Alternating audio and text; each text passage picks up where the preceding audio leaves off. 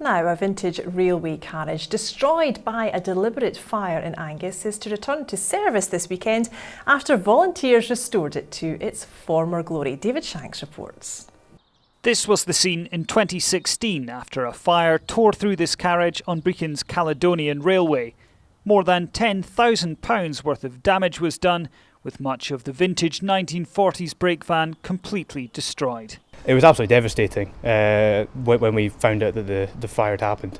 The volunteers are very passionate about this vehicle, and we were absolutely heartbroken to see that this had happened to it.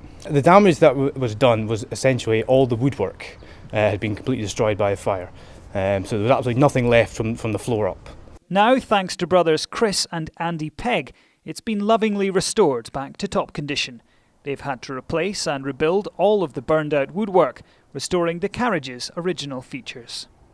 It's important because it's part of our heritage. It spent most of its working life in Scotland and was actually bought in Scotland from the scrapyard down in Glasgow, preserved up here, and so it's spent the past 20-30 years in Scotland at least. So it's an important part of local history, so we should keep a hold of it.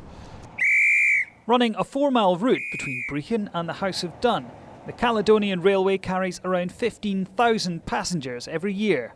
This engine is just warming up ahead of a special ceremony tomorrow, where backers of the restoration will get a chance to have a ride on the brand new carriage. As for the rest of us, the Caledonian Railway returns to full public service just in time for Christmas. David Shanks, STV News, Brechin.